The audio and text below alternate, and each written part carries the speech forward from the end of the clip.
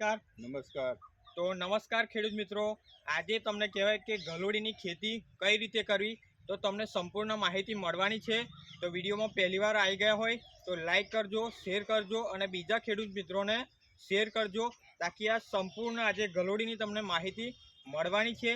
તો પહેલાં તમને ગલોડી બતાવી દઈશ. મિત્રો જુઓ તમે છે ગલોડીનો વિકાસ, એની ગ્રીનરી, એની ફૂટ અને એક નંબરના વેલા છે. એકદમ લીલીછમ ફૂટ, ગ્રીનરી અને વિકાસ બરાબર છે. આ બાજુ પણ બતાવી દો તમે મિત્રો. જુઓ આ ગલોડીની ખેતી તમારે કઈ રીતે કરવી, આજે તમને કહેવાય ને કે સંપૂર્ણ માહિતી મળવાની છે. એમાં ટ્રીટમેન્ટ કઈ રીતે કરવી, દવાઓ કઈ રીતે વાપરવી, ખાતરો કઈ રીતે યુઝ કરવા ટાઈમ ટુ ટાઈમ બરાબર છે. એક આ પણ બતાવી દો તમે છે. એક નંબરની ગલોડી બનાવી છે ખેડૂત મિત્રએ. તો અમને કહેવાય ને કે ઘણો બધો એક્સપિરિયન્સ છે. આ પણ બતાવી દો તમે. જો કોઈ પણ જાતનું મતલબ કહેવાય ને રોગ નથી, એક નંબરની વાડી બનાવેલી છે. આ પણ બતાવી દો તમે. ઓકે, તો આ રીતની ગલોડી આવશે. આ છે એક નંબર.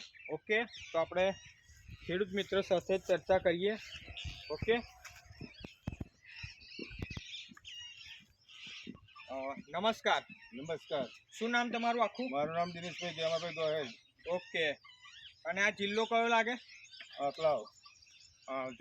આકલાવ લાગે જિલ્લો બરાબર. તાલુકો આકલાવ અને જિલ્લો આણંદ લાગે. ઓકે, તો આ જિલ્લો મતલબ આણંદ જિલ્લો કહેવાય. એમાં ગલોડીનું જબરજસ્ત વાવેતર કરે છે ખેડૂત મિત્રો. ઓકે, તો કહેવાય ને કે જે ગિલોડાની ખેતી કહેવાય, એટલે કે ટિંડોરાની ખેતી બરાબર છે. તો તમને આ મતલબ ગલોડાની ખેતીનો કેટલા વર્ષનો એક્સપિરિયન્સ છે? લગભગ 10 થી 15 વર્ષ. 10 થી 15 વર્ષ એમને ગલોડીની ખેતીનો એક્સપિરિયન્સ છે. ઓકે, તો આપણે ગલોડીની ખેતી કરવી હોય તો પહેલો આ મતલબમાં માંડવો આપણે કઈ રીતે તૈયાર કરવો પડે? પહેલા તો ખાતર ભરવું પડે, છાણ્યું ખેડવી પડે, જમીન તૈયાર જમીન કરે પછી મોડો કરવાનો. બરાબર છે. તો પહેલી શું કરવું પડે? જમીન તૈયાર કરવી પડે. એટલે એમાં શું કરવું પડે? છાણિયા ખાતરો ભરવા પડે. ખેડ કેટલી કરવી પડે? આપણે ખેડ પ્લાવ મારવો પડે, 2 થી 4 વખત મારવી જ પડે. પ્લાવ મારી દેવાનો છે પહેલા, બરાબર છે. પછી એની અંદર પણ પાછી 2 થી 3 વાર ખેડ એટલે કે ખેડ કરવાની છે. પછી છાણિયું ખાતર ભરવાનું, પછી છાણિયું ખાતર ભરવાનું છે બરાબર છે. અને કહેવાય ને કે આમાં અંતર કેટલું રાખવું પડે? આપણે 5 ફૂટ 7 ફૂટ જેવું રાખવું એવું રખાય. આપણે 5 થી આ નીચે બતાવજો તમે. 5 થી 6 ફૂટનું, 5 ફૂટ 6 ફૂટ કે 7 ફૂટનું તમે અંતર રાખી શકો છો. ગેલોડીનું આ અંતર બતાવી શકો છો તમે. આ 6 ફૂટ રાખેલું છે.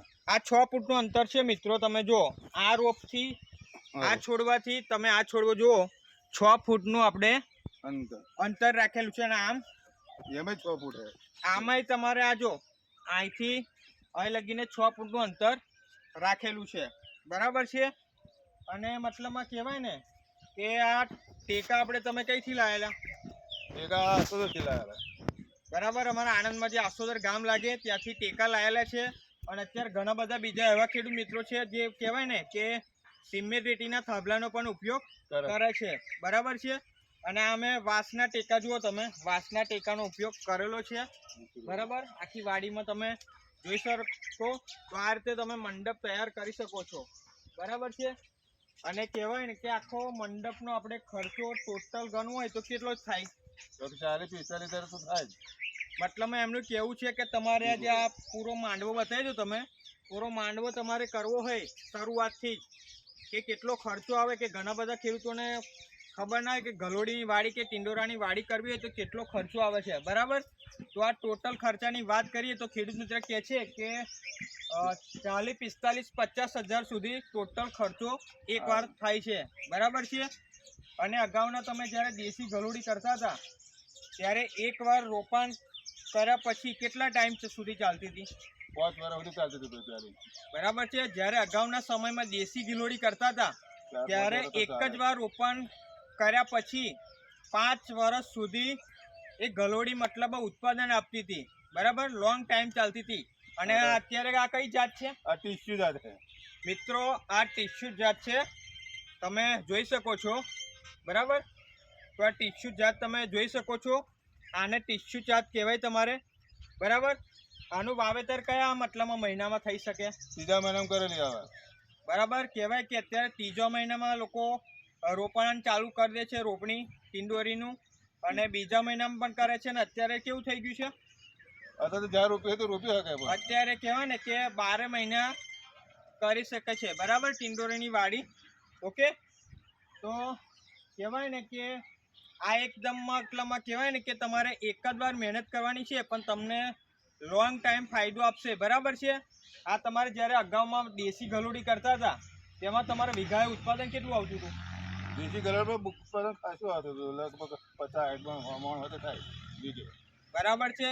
દેશી ગિલોડી જ્યારે કરતા હતા ત્યારે ઉત્પાદનની વાત કરીએ તો એમને 50 મણ 100 મણ સુધીનો પણ ઉતારો લીધો છે ખેડૂત મિત્રએ.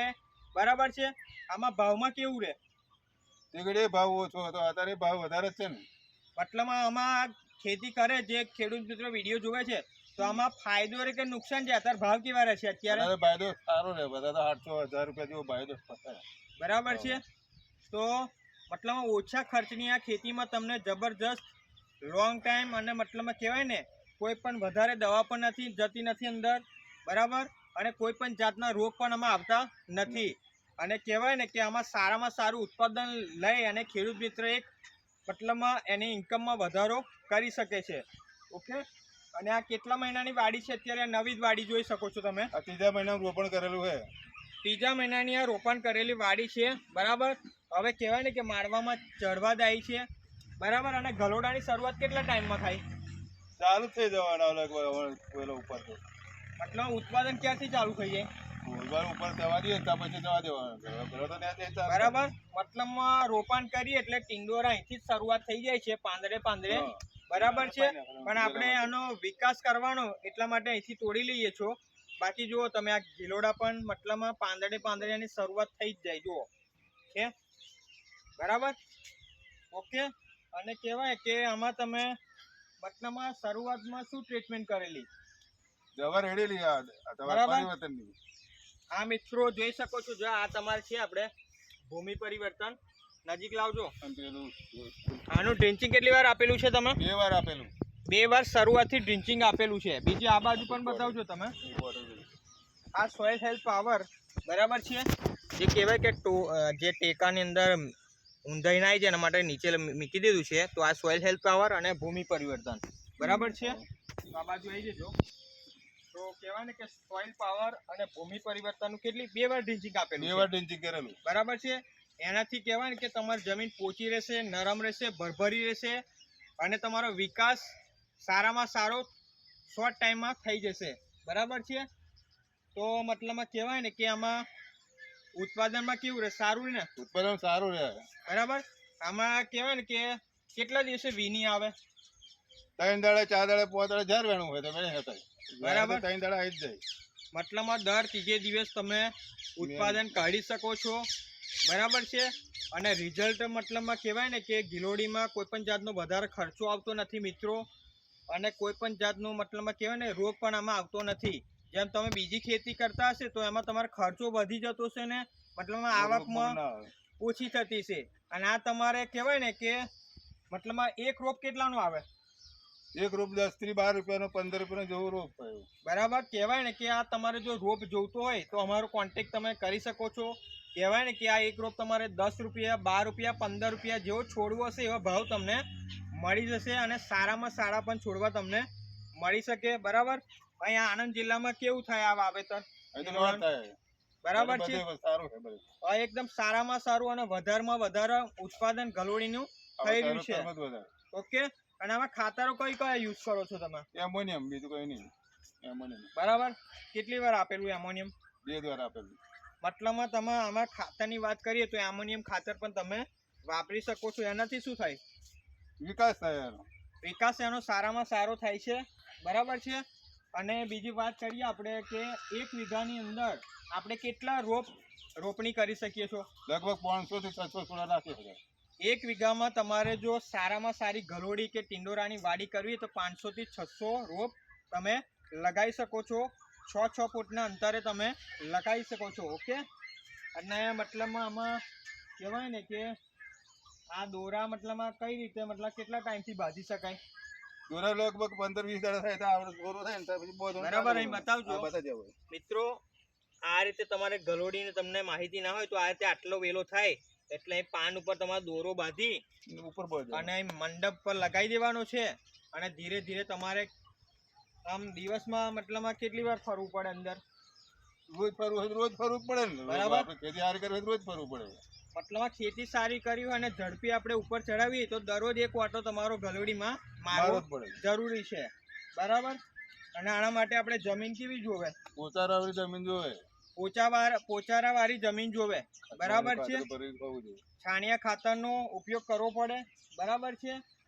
અને કહેવાય ને કે આમાં આવકમાં કેવું રહે આપણે? આવકમાં સારું રહે, જેવો ભાવ એવો ભાવ મળવાનો ને. બરાબર. મહિનાની કેટલી ઇન્કમ થઈ શકે? 50,000 60,000 વધારે થાય. બરાબર. જેવો માલ ઉતરે ને પ્રમાણે ભાવ આમ થાય ને. તમારે પ્રમાણે કેટલી થાય? 70-80 હજારનું થાય છે. બરાબર છે. મતલબમાં કહેવાય કે એક મહિનાની અંદર આ તમે ટિંડોરાની વાડી કહેવાય એટલે કે ગિલોડાની વાડી કહેવાય એમાં તમે 80,000ની કમાણી તમે કરી શકો છો. બરાબર. આમાં રોગ બોગ કયા કયા આવે કઈ તમને? રોગ નહીં આવતા ભાઈ. બરાબર. મતલબ આમાં કઈ પણ જાતનો રોગ નથી આવતો. મોટો ફાયદો ખેડૂતને એ છે એકવાર તમારો મંડપ તૈયાર કરી શકો છો. બીજી આમાં કઈ કઈ મંડપમાં ખેતી કરી શકો તમે?